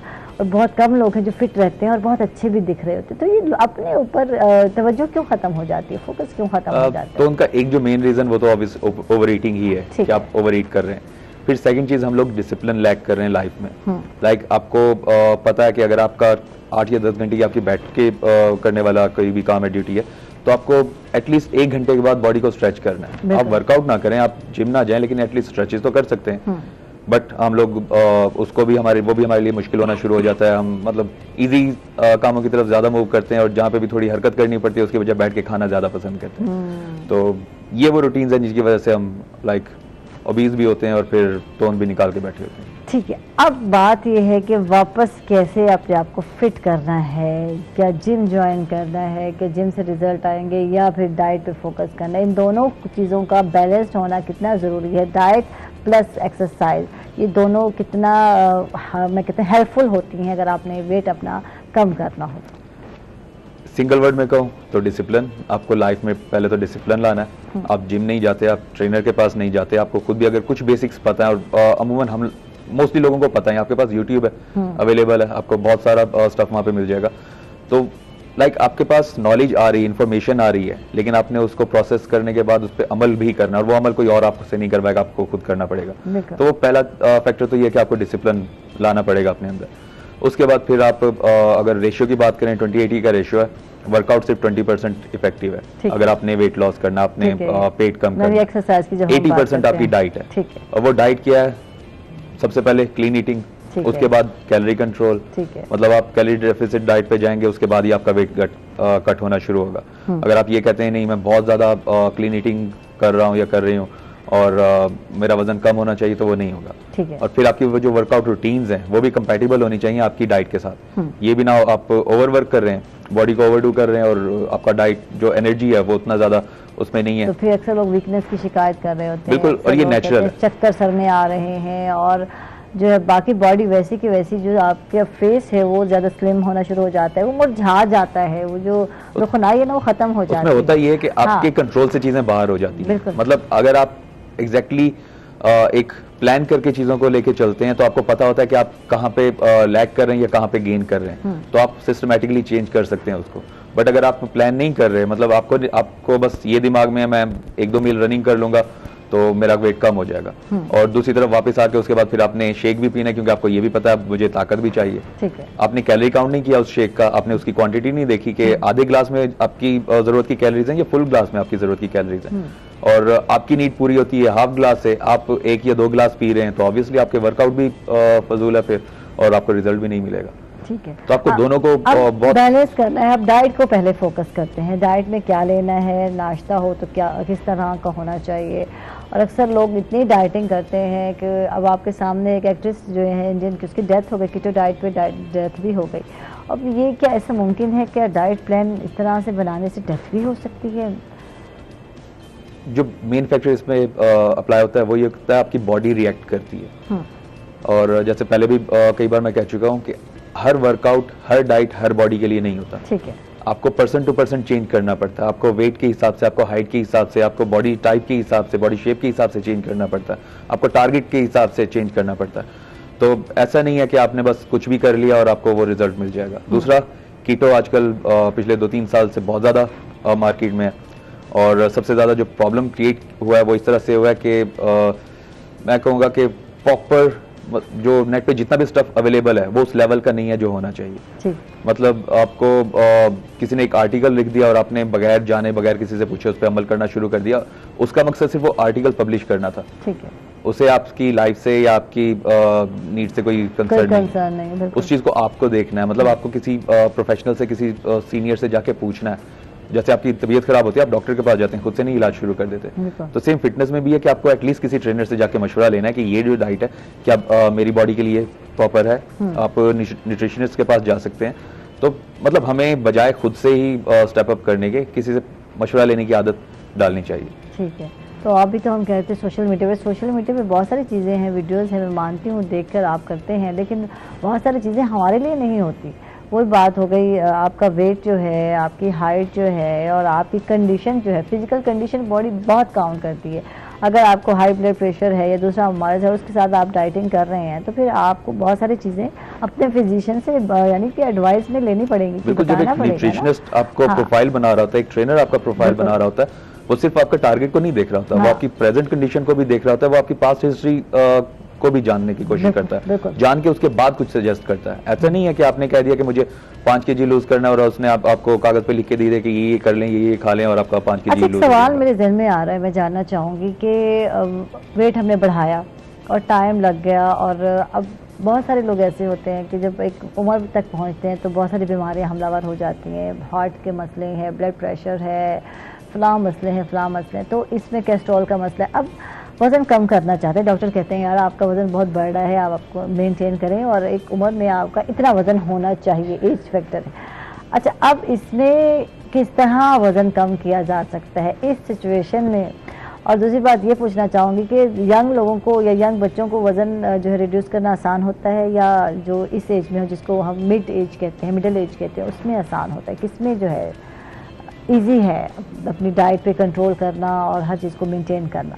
अगर आप गेन की बात करते हैं तो लाइक टीन एज में वेट गेन करना ज़्यादा इजी होता है, ठीक है। और 20 to 30 आपका वो एक टाइम पीरियड है जिसमें आप चाहें तो ऊपर भी जा सकते हैं, चाहें तो नीचे भी आ सकते हैं, ठीक है। और जैसे जैसे फिर आपकी एज बढ़ती जाती है तो आपका एनर्जी लेवल डाउन होना स्टार्ट हो जाता है, आपकी वो एक्टिविटी नहीं रह सकती जितनी रिक्वायर्ड है। फिर अगर आप वर्कआउट के साथ या वेट कट करना चाहते हैं तो फिर आपको थोड़ा टाइम ज्यादा लगता है, यानी टाइम ज्यादा लगेगा, या टीनेजर को या छोटे। बेसिकली ये होता है कि आपकी बॉडी, आपकी जो मसल एनर्जी है ना, उसका लेवल चेंज हो चुका होता है। टीनेज में क्योंकि आपके सेल्स ग्रो कर रहे हैं तो आपका एनर्जी लेवल डिफरेंट है, तो आप ज्यादा वर्कआउट, मतलब एक टीनेजर को आप कहेंगे कि 1 घंटा रनिंग करना है, वो कर लेगा। आप अबव 58% को कहते हैं कि आपने आधा घंटा जस्ट वॉक करनी है, वो आधे घंटे की वॉक भी उसके लिए मुश्किल होगी। बिल्कुल, इस पर बात करते हैं फिर क्या डाइट लेनी है किस एज में, और अगर आपके साथ ये मसला है यानी कि वजन बढ़ गया है तो उसको कैसे कम करना है। हम लोग जा रहे हैं नाज़रीन छोटे से वक्त पर, कहीं मत जाइएगा, हमारे साथ रहिए।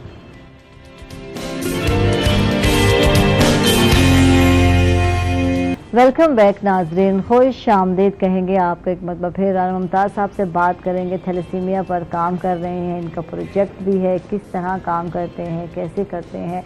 मैं समझ रही थी कि शायद ब्लड जो है डोनेट जो करते हैं उनसे रब्ता होता है, क्या होता है, कुछ बताएं इस हवाले से। उसमें पिछले साल हमने एक प्रोजेक्ट शुरू किया था इंडस ब्लड बैंक वालों के साथ मिलकर। बेसिकली इंडस ब्लड बैंक इस वक्त निश्तर में, चिल्ड्रन कॉम्प्लेक्स में और किडनी सेंटर में, इन 3 जगहों पे ब्लड प्रोवाइड कर रहा है। ठीक है। तो हमने उनके साथ मिलके ब्लड की स्क्रीनिंग के हवाले से कैंप्स अरेंज किए। तो हमने को पिछले साल नियर अबाउट 800 बोतलें हमने अरेंज की। तो इस साल हमने अपने टारगेट को डबल किया, तो हम 1500 पे आ गए। लेकिन इसके साथ साथ हमने ये महसूस किया कि कब तक हम लोगों से ब्लड लेते रहेंगे और इसी तरीके से लेके देते रहेंगे। ठीक है। और ये हर मंथ की रिक्वायरमेंट होती है, एवरी मंथ की रिक्वायरमेंट होती है, क्योंकि डेली बेसिस पे इमरजेंसीज भी होती हैं, थैलेसीमिया के बच्चे भी हैं और आपके ये गायनी के ऑपरेट और ये सारी चीजें हैं, तो इनमें ब्लड बहुत ज्यादा चाहिए होता है। अब ब्लड किसी प्लांट या किसी उससे तो नहीं है कि ले लिया जाए, तो वो डेफिनेटली जिस्म से लिया जाता है। फिर जिनसे लिया जाता है उन लोगों में पाकिस्तान के अंदर स्पेशली लोग कोई, क्योंकि हमारी इस्लामी पॉइंट ऑफ व्यू से तो बहुत अच्छी बात है, ब्लड देना भी चाहिए, करना चाहिए, लेकिन फिजिकली जो हमारी माएँ हैं वो थोड़ा सा इस चीज़ से अवॉइड करती हैं कि बच्चे का ब्लड लेना करना और ये देना और ये चीज़। खून की बोतल ले ली मेरे बेटे की बिल्कुल मुश्किल थे, वो खून बनाया उसने खा पी के, तो ये तो है। हाँ जी, तो उसके हवाले से हमने ये महसूस किया कि इस वक्त श्रीलंका और ईरान के अंदर ना उनके पास थैलेसीमिया का पेशेंट कोई नहीं। अच्छा, बिल्कुल। और इस वक्त पाकिस्तान के अंदर करंट नियर अबाउट 1 लाख के करीब थैलेसीमिया के पेशेंट है, जिनमें से 40,000 पंजाब में है। ये वो बच्चे हैं जिनको हर 10 दिन बाद या 15 दिन बाद इनको ब्लड लाजमी लगता है। ठीक। जैसे जैसे उनकी एज बढ़ती जाती है तो उनको ये टाइम पीरियड कम होता जाता है, किसी को फिर हफ्ते बाद लगता है, किसी को 10 दिन बाद, और एक स्टेज वो आती है कि उनका वो चीज़ें रुक जाती हैं, सिस्टम हो जाता है और उनकी डेथ हो जाती है। बिल्कुल बिल्कुल। तो चूंकि ईरान और श्रीलंका ने इसके ऊपर काबू पाया है थैलेसीमिया के, उनके पास कैसे काबू पाया जा सकता है इस मैम? उसमें 2-3 चीज़ें हैं। एक तो ये है कि शादी से पहले जो टेस्ट है, स्पेशली जो कज़न मैरिज है, उसके अंदर टेस्ट किया जाता है। उस टेस्ट के अंदर डायग्नोज किया जाता है कि आया ये जो आपस में कज़न मैरिज है तो ये दोनों एक ही ब्लड के तो नहीं, सर्कमस्टांसेस के इनके अंदर ये चीज़ पाई जाए कि इनके जो भी बेबी होगा तो वो थैलेसीमिया का पेशेंट। क्या इस तरह का कल्चर हमारे मुल्क में आएगा या है कि लोग अवेयरनेस, क्योंकि अवेयरनेस की जब हम बात करते हैं अभी बहुत ज़्यादा वर्क करने की ज़रूरत है। कुछ इस तरह का टेस्ट जब कहा जाए तो लोग बुरा मानते हैं, रिश्ते ख़त्म हो जाते हैं यार। अगर लड़के वालों को, लड़की वाले तो फिर भी अक्सर बेचारे राज़ी हो जाते हैं, बेचारे होते हैं, तो अगर लड़के को कहा जाए या लड़की की माँ को तो इस तरह का टेस्ट कराना है ताकि आगे जाके कोई इस तरह का मसला ना हो, तो फिर बस होने नाल कहते हैं ना छोटी छोटी बातों पे, हालांकि छोटी बात नहीं है, ये आइंदा जो नस्लों में है उनमें ये मुंतकिल होगी बीमारी, थैलेसीमिया। और फिर जो आपका बच्चा है जो घर में सर्वाइव कर रहा है, उसके लिए आपको भी मसला होगा, आपने उसको हर हफ्ते हर महीने बाद उसको ब्लड डोनेट करना है या कहीं से लेना है और उस बच्चे की जान को बचाना। जब बच्चे बड़े होते हैं तो कौन चाहता है उनके हाथ से उनका बच्चा चला जाए, कितना कीमती सरमाया होता है। तो ये बात अंडरस्टैंड करने की बहुत ज़्यादा ज़रूरत है, हमारे माशरे में लोगों को बताना है कि इससे फ़ायदा आपको होना है, आपकी आइंदा नस्लों को होने वाला है। थोड़ा सा इसमें जो गवर्नमेंट का किरदार है ना वो भी बहुत ज़्यादा ज़रूरी है। अब आप ये देख लें जितने भी निकाह हो रहे हैं, निकाह खान उन निकाह को रजिस्टर करवा रहे हैं, वो डेफिनेटली रजिस्टर होता है। अगर गवर्नमेंट लेवल के ऊपर ये लॉ बना दिया जाए कि शादी से पहले निकाह फार्म का जो फॉर्म है उसके ऊपर इस चीज़ को इन रिटर्न किया जाए कि आया इनका शादी से पहले ये वाला टेस्ट हुआ है या नहीं हुआ, ठीक है, तो उससे बहुत ज़्यादा बेहतरी आएगी। दूसरा स्पेशली जो हम ख़ानदान में एक दूसरे कज़न मैरिज करते हैं, कई फैमिलीज ऐसी हैं कि वो आउट ऑफ फैमिली शादी नहीं करते, अगर उन्होंने अपनी फैमिली के अंदर करनी है तो इसे टेस्ट को लाजमी करवाएं, इसके लिए बहुत ज़्यादा ज़रूरी है, कंपलसरी है ये चीज़ें। सबसे बड़ी चीज़ ये है कि मैम एक दफ़ा ना मैं फातमीद फाउंडेशन के बाहर से गुजरा तो एक औरत अपने 3 बच्चों को लेके बैठी है, एक बच्चे ने चाट उठाया हुआ है, 2 बच्चे वहाँ पे सोए हुए हैं। जब मैं 3 घंटे बाद वापस आया तो वो खातून वैसे ही बैठी थी, तो मैंने उन्हें कहा जी आपको 3 घंटे हो गए आप बैठी हैं यहीं पे और साथ आप तीनों बच्चों को भी लेके बैठी हैं, कम से कम बच्चों को तो ना लेके बैठे। कहती भाई अगर मैं अकेली बैठूंगी ना और ये चाट पकड़ के बैठूंगी तो कोई भी मुझे ब्लड नहीं देगा। कहती मैं 3 दिन से आ रही हूँ, इसी तरह सुबह बैठती हूँ, शाम तक बैठती हूँ, ये मैं लेके बैठी हूँ, बच्चे भी मेरे साथ हैं, तो ब्लड नहीं अरेंज हो रहा है। यानी कि ब्लड के लिए बैठी है और ब्लड की अशद जरूरत है। अक्सर आपको मैसेज भी सुन और पीछे ना रेडी है, उस रेडी के ऊपर उसके बच्चे बैठे थे, खुद वो नीचे वो बेंच के ऊपर बैठी थी। कहने का मतलब है कि भी इतना लोग सफर कर रहे हैं, फिर स्पेशली हमारे सराउंडिंग से जितने भी देहातों से लोग आते हैं वो बेचारे सुबह जल्दी निकलते हैं, सुबह टाइम पे पहुंचते हैं, आगे ब्लड मिल गया अरेंज हुआ वो तो ठीक है, वरना इसी तरीके से वो लोग बाहर बैठ जाते हैं और ये कहते हैं कि जी हमें ब्लड चाहिए और ये चीज़ें चाहिए। तो मेरा ये ख्याल है जिस तरह यंग और नौजवान लोगों के अंदर बहुत ज़्यादा जज्बा है इस हवाले से, और हम भी ये आप किस तरह वर्क कर रहे हैं, आप किस तरह वर्कआउट कर रहे हैं, आप किस तरह लोगों को मोटिवेट करते हैं कि ब्लड देना है, डोनेट करना है? आगाही अपनी जगह पर है लेकिन हेल्प आउट किस तरह करते हैं? इसमें ना 3 कैटेगरीज हम कर रहे हैं। एक तो हम ये कर रहे हैं कि हम जिस तरीके से मुख्तलिफ कैंप्स लगाते हैं ना मेडिकल के हवाले से, हम ये टेस्टिस के हवाले से भी मशीन लेके हम टेस्ट करें उसके, ताकि ये चीज़ हो। दूसरा स्पेशली जो ग्रोइंग बच्चे हैं जो इस वक्त 2nd ईयर 3rd ईयर या यूनिवर्सिटी के अंदर है, वहाँ पे जाके हम सेमिनार के जरिए उनको बता रहे हैं कि आप पढ़े लिखे नौजवान लोग हैं, कम से कम आप लोग तो शादी से पहले ये टेस्ट करवाएं और चीज़ों के ऊपर अमल करें। तीसरा हम ये चाह रहे हैं कि हम जो गवर्नमेंट के नुमाइंदे हैं, स्पेशली जो MPAs हैं, हम ये चाह रहे हैं कि असम्बली फोरम के ऊपर भी इस आवाज़ को उठाया जाए, असम्बली के अंदर ये करारदाद पेश की जाए और वहाँ पे इस चीज़ का लॉ बनाया जाए कि शादी से पहले इन चीज़ों के ऊपर इम्प्लीमेंट किया जा सके। तो मेरा ख्याल है ये 3-4 अवामिल हैं, अगर हम इनके ऊपर वर्किंग करेंगे, इनको शुरू करेंगे तो उससे हमें उम्मीद है कि इंशाल्लाह कोई स्टेज तो ऐसी आएगी जहाँ पे हम जाके ये कह सकेंगे कि हमने इस पर भी काबू पाना शुरू कर दिया। साहब हर वक्त मैं ये जानना चाहूँगी, जब भी आपसे मुलाकात होती है और कोई नए प्रोजेक्ट पे वर्क हो रहा है, अभी कुछ टाइम बाद में और भी बहुत सारे प्रोजेक्ट हैं उनके हवाले से पूछूंगी, तो ये जहन में कैसे आता है कि इस पर वर्क करना चाहिए, वक्त की ज़रूरत है तो या वक्त की ज़रूरत है, ये बताएं थोड़ा इस हवाले से। ये थोड़ा सा इसमें ये देखें कि एक तो ये चीज़ है आजकल जितनी भी चीज़ें हैं ना वो हाईलाइट हो जाती हैं, ठीक है, स्पेशली किसी भी प्रॉब्लम के अंदर कोई भी चीज़, अब जैसे ये कैंसर के हवाले से ये मंथ चल रहा है तो ये होना चाहिए कि इसके अंदर जितनी ज़्यादा कंपेन्स हो, जितनी ज़्यादा अवेयरनेस हम दे सकें वो चलनी चाहिए। दूसरा कुछ चीज़ें मुश्किल तौर पे पाकिस्तान में ऐसी चल रही हैं कि जिनके ऊपर कभी भी काम नहीं किया गया, ठीक है, आखिर कभी ना कभी किसी ना किसी तो उन चीज़ों को देखना और उनके ऊपर काम होना है। तो यही कोशिश हमारी होती है कि लायंस क्लब के प्लेटफॉर्म से या YCD या जितनी भी हम वर्किंग कर रहे हैं जी उसके साथ, तो उसके हवाले से हम जितनी कम से कम अवेयरनेस दे सकें वो हमें देनी चाहिए और हम देने भी हैं। वो होता ही है कि हमारे जो भी कोई नए दोस्त हमें ज्वाइन करते हैं, हम उन्हें ये कहते हैं कि हम ये एक प्रोजेक्ट बना रहे हैं, हम ये प्रोजेक्ट आपको देते हैं, अब आपने इस प्रोजेक्ट के ऊपर काम करना है, कैसे करना है। हम जितने भी 20 या 30 लोग नए लोगों को लेकर आते हैं, नए जहन, ताकि फ्रेश लोग आए और फ्रेश एक जो है नई कहते हैं ना लाहिम अमल जिसको कहते हैं लेकर आए, प्लानिंग लेकर आए, ताकि पता चले कि बच्चे या नौजवान क्या करना चाहते हैं। उसमें वो अल्हम्दुलिल्लाह बहुत अच्छा रिस्पॉन्स है, हमारे साथ भी वो होते हैं, हमारे साथ चलते भी हैं, चीज़ों में भी होते हैं। बेसिकली देखें ज़िंदगी तो सबने गुजार जानी है ना, लेकिन ज़िंदगी कम से कम वो तो गुजार दें जो आपके जाने के बाद जाने वाला कहे कि यार वो कुछ थे और उन्होंने कोई काम और ये चीज़ की है। बेसिकली असल तो आपकी ज़िंदगी ये है कि आपके जाने के बाद या होने के बाद के लिए कुछ करके बंदा जाए और ये चीज़ जो है आपकी याद रहे कि यार कितना अच्छा बता सी ऐ की तरसी ऐ की तरसी, ये बात है। अपने लिए तो सब ज़िंदगी गुजारते हैं, बड़ी खूबसूरत बात की आपने।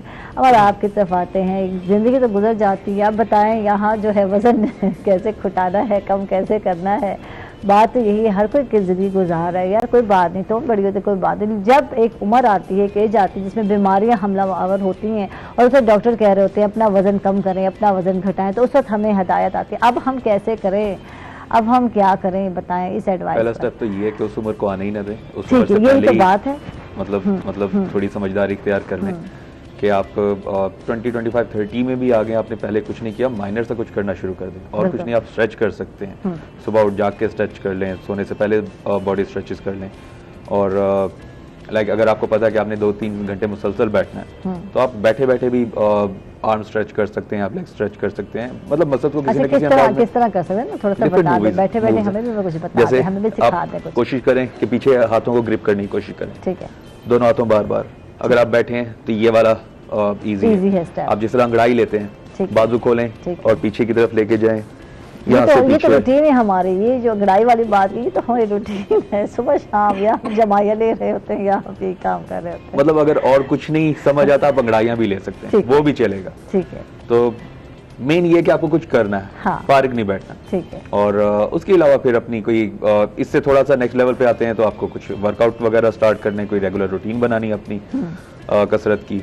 और साथ साथ अगर आप डाइट भी अच्छी कर लेते हैं, मतलब डाइट से मुराद ये नहीं है कि आपने खाना छोड़ देना है और या ज्यादा खाना शुरू कर देना है, आपने बस अच्छा खाना खाना है, ठीक है। अच्छा, डाइटिंग है क्या, डाइट प्लान कराते हैं, जितने बैठे हैं लोग उनको डाइट प्लान कराना है, हमने आपने कराना है, मैंने तो नहीं कराना, मैं तो वैसे ही डाइट प्लान पे चल रही हूँ। ये तो हाल हो गया, मेरा काम जो है ना, मेरा डाइट प्लान है, मुझे ज़रूरत ही नहीं पड़ती, काम माशाल्लाह कभी कभी इतना ओवर हो जाता है या बर्डन इतना आ जाता है कि वो सारी मेरी डाइटिंग जो है या जो भी मैं कर रही हूँ तो ख़त्म हो जाती है। फिर जहाँ मुझे खाने को मिलता है तो मैं टूट पड़ती हूँ और कितने रज के खा लूँ, तो फिर क्योंकि ऐसे ही होता है आजकल।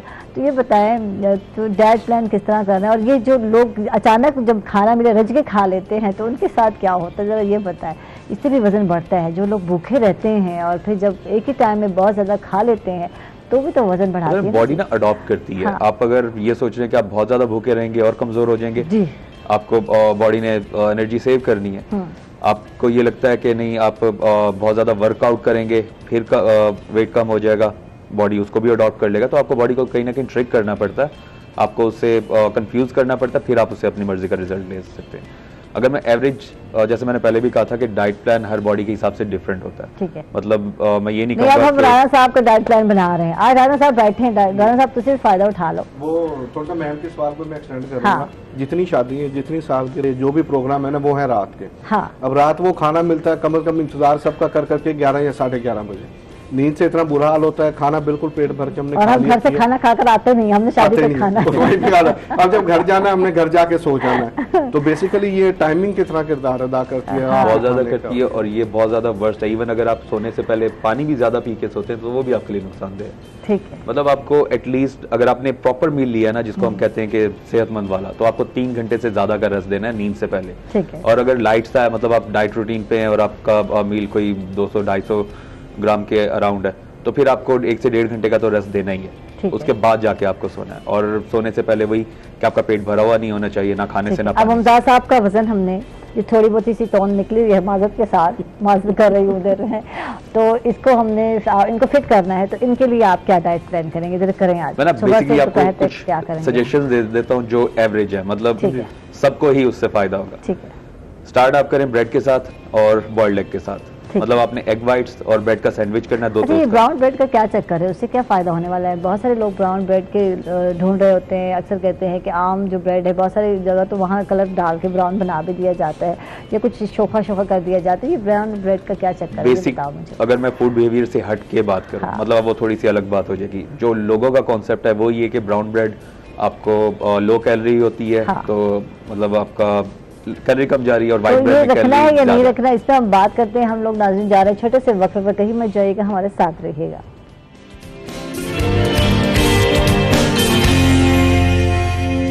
वेलकम बैक नाज़रीन, खुश आमदीद कहेंगे आपको एक मरतबा फिर। और अमर से बात हो रही थी और ब्रेक में इतने मज़े के सवाल किए राना साहब आपकी ज़बान से ही अच्छे लगते कसम से। वो जो सारी शिकायतें हैं ना आपको वो निकालें, लोग क्या बिहेव करते हैं, हमारा कल्चर भी है और मेहमान नवाजी भी है, इसमें जो है कैसे ऑफर की जाती है खाने की, और फिर उसके बाद क्या हाल होता है? मैम 2-3 चीजें हैं। एक तो ये कि जब भी हम कहीं मेहमान या गेस्ट जाते हैं ना, तो जो मेजबान होता है वो बगैर पूछे जल्दी से छोटे जल्दी जाके 3 7 अप ले या 3 कोक ले, ठीक है, सॉफ्ट ड्रिंक मंगवा ली और के जी पी लें। वो आप लाख उसे कहते हैं कि मैं नहीं पीता, मेरी तबीयत खराब है, गला खराब है, ये जिस तरह मौसम चेंज हो रहा है, नहीं अब तो आपके लिए मंगवा लिया, प्लीज आप पी लें। नहीं आखिरी दफा पी लें आप उसमें। बोतल का रिवाज बहुत ज्यादा हमारे उसमें। एक ये रिवाज के अलावा ना थोड़ा सा जिस तरीके से अब आदतें भी बन गई हैं, हम ये चाहते हैं कौन चाय बनाए, कौन ये करे, उससे बेहतर बाहर से रेडीमेड मंगवा ले। ठीक है। अच्छा नहीं, ये भी देखियो बेचारे क्या करते, जब पूछते हैं ना लोग चाय या पानी, तो अब वो कहते हैं कुछ नहीं, रहने दे, फिर बाद में कहते हैं देखे लोगों को सेंस ही नहीं, ये भी कोई पूछने की बात थी, जो कुछ था ला के रख देते। अब वो बेचारा क्या करे, इधर से वो कहते हैं इधर से बात, मैम एक तो बोतल आ गई ना, फिर बोतल के साथ जितना भी मटेरियल होगा वो सारा बेकरी आइटम होगा। अब वो आपको नहीं पता वो 2 घंटे पहले का, 3 घंटे का, रात का, वो क्या चीज है और किस तरीके से एक चीज। फिर आप अगर किसी के मेहमान चले जाते हैं तो जाके आप बैठते हैं, आप अपनी जरूरत के मुताबिक डाल लेते हैं सालन आपको जो चाहिए होता है। उसके बाद मेजबान का होता है डोंगा उठा के ना 2-2 चम्मच वो डाल रहे हैं, नहीं आप ये भी, अच्छा आप ये बोटी तो लें, आप ये तो करें। तो वो जो मेहमान होता है, अब हर एक की अपनी कंडीशन होती है खाने की, देखने की, करने की चीज, लेकिन वो जबरदस्ती अब प्लेट भी साफ करनी है, छोड़ दें तो भी बुरी बात है महफिल में बैठ के, और ओवर ईटिंग हो जाए तो देन उसके बाद फिर मीठा भी आना है, फिर उसके बाद कोई फल भी आना है, फिर एंड में ये होता है जी अब चाय पियेंगे या आपके लिए कावा मंगवाएंगे या क्या चीज। अच्छा, इस चीज से मैं इससे रिलेट करूंगा। एक नॉर्मल बंदे के लिए तो वो फिर क्योंकि उसने कोई मेहनत नहीं की, कुछ पहले वर्कआउट नहीं किया, तो उसके लिए ज्यादा मैटर नहीं करता। सिर्फ ये होगा कि पेट थोड़ा निकला हुआ, ज्यादा निकल आएगा। हम लोगों के लिए ये कंडीशन ज्यादा मुश्किल होती है। मतलब अब हम रूटीन पे हैं, हमारा चीट डे नहीं, हफ्ते में 1 या 2 अगर चीट डे है, उससे हट के हम चीट पे मील पे नहीं आते। ये चीट डे भी रखा हुआ, चीटिंग डे होता है। हाँ, उस दिन मतलब हम सुकून से खाते हैं। ये भी नहीं मतलब लाइफ एंजॉय भी करनी, ये भी नहीं कि बस तंग ही करना है खुद को। तो अब अगर उस दौरान में हमें पता है 2 घंटे हमने सही वाला ट्रेन किया, और फिर हम किसी के पास जाते हैं और वहाँ पे बोतल वो रख देते हैं और वो जिद कहते नहीं आप पी, और वहाँ पे उन्हें समझाना मुश्किल हो जाता है कि जो ख्वारी हम करके आ रहे हैं 2 घंटे की ये उसके मुकाबले में कुछ भी नहीं है। ठीक है। तो मतलब इसको अगर आप छोड़ देते हैं तो हम सुकून से रहेंगे, बट उनकी जिद होती है नहीं, क्योंकि हम मोहब्बत से दे रहे हैं तो अब आपको मोहब्बत है हमारी, बिल्कुल। तो मतलब हमारे लिए इस तरह की चीजें ज्यादा मुश्किल हो जाती हैं। तो किन किस तरह की एक्सरसाइज करना चाहिए? तो डाइट प्लान करना बहुत ज़रूरी है, बहुत वो मुनासिब डाइट खाएं। यानी कि हम लोग इतना फिर कम खाते हैं कि फिर कैलोरीज भी नहीं मिल रही होती प्रॉपर, कैल्शियम विटामिन सब चीज़ों की वजह से गटमिट हो जाती हैं चीज़ें, वो वाला हाल होता है। फिर बीमार हो रहे हैं, मुंह की रुखनाई ख़त्म हो रही है, फिर हमें चक्कर आ रहे हैं, कमज़ोरी फील हो रही है, वज़न कम नहीं हुआ।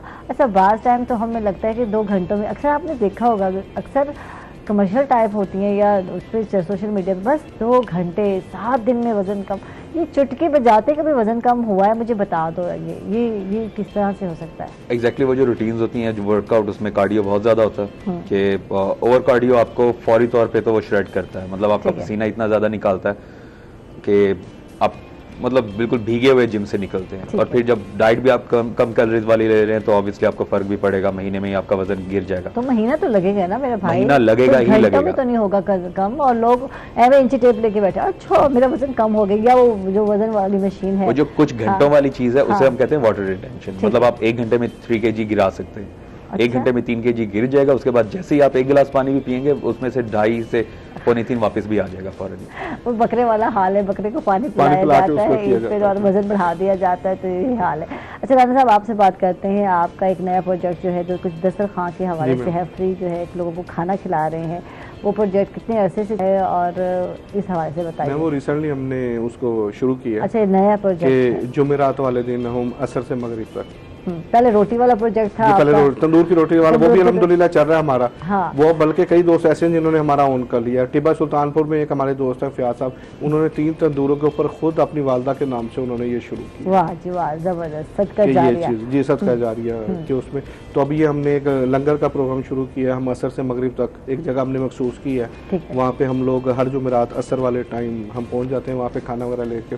तो कई लोग ऐसे हैं कि जिन्होंने मतलब वहाँ से गुजरना है या वो कामों से वापस आ रहे हैं, ये चीज़ें होती है, तो वो लोग वहाँ पे बैठ के फिर उससे मुस्तफीद हो रहे हैं खाने के हवाले से। इसको बढ़ाने का है, एक्सटेंड करने का इरादा है? वो डेफिनेटली हम ये चाहेंगे कि हम मुकम्मल वीक में उसको लेके जाएं ताकि शाम के टाइम में स्पेशली डेली एक टाइम किसी को एक टाइम का खाना मिल जाए, वहाँ पे उसको दिया करें। कई लोग ऐसे होते हैं जो शापर लेके भी आ जाते हैं कि ये भी दे दे, तो हम उस चीज़ से बिल्कुल अवॉइड कर रहे हैं, किसी को भी शापर भी नहीं दे रहे, सबको यही कह रहे हैं कि आप यहाँ पे बैठेंगे, यहीं पे आप खाएंगे और यहीं पे हम उसको सर्व करेंगे जरा।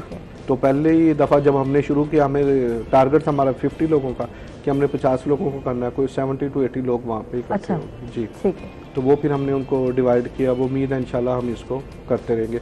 सेम इसी तरह वज़ीर आज़म का जिस तरह लंगर प्रोग्राम उनका चल रहा है कि उन्होंने जनरल बस स्टैंड और इन जगहों पे इस सिलसिले को शुरू किया, तो हम भी कोशिश कुछ लोगों का कहना है कि अगर इसके बजाय लोगों को ये तो मांगना हो गया ना कि फ्री में खाना जाके मिल जाता है, गया और जाके लंगर खाने में खा लिया, तो वो खुद अपने पाँव पे खड़ा करना ज़्यादा बेहतर है बनिस्बत इस आदत के या इस रूटीन के। इस हवाले से आप क्या कहते हैं? ये देखें, दोनों ही प्रोजेक्ट्स पे काम जरूरी है। बजाय ये कि डेली मछली खिलाने से बेहतर है कि उसको मछली पकड़ना सिखाएं, बिल्कुल, कि आपने ये काम इस तरीके से और यूँ करना है। उसके ऊपर भी हम कर रहे हैं। एक हमने अभी ग्राफिक डिज़ाइनिंग का हमने कोर्स जो है ना वो 3 माह का शुरू किया है। ग्राफिक डिज़ाइनिंग की बहुत ज़्यादा कमी है, हमने ये देखा है, तो वो मैट्रिक के बाद जो तालिब इल्म है उनके लिए हमने उसमें शुरू किया।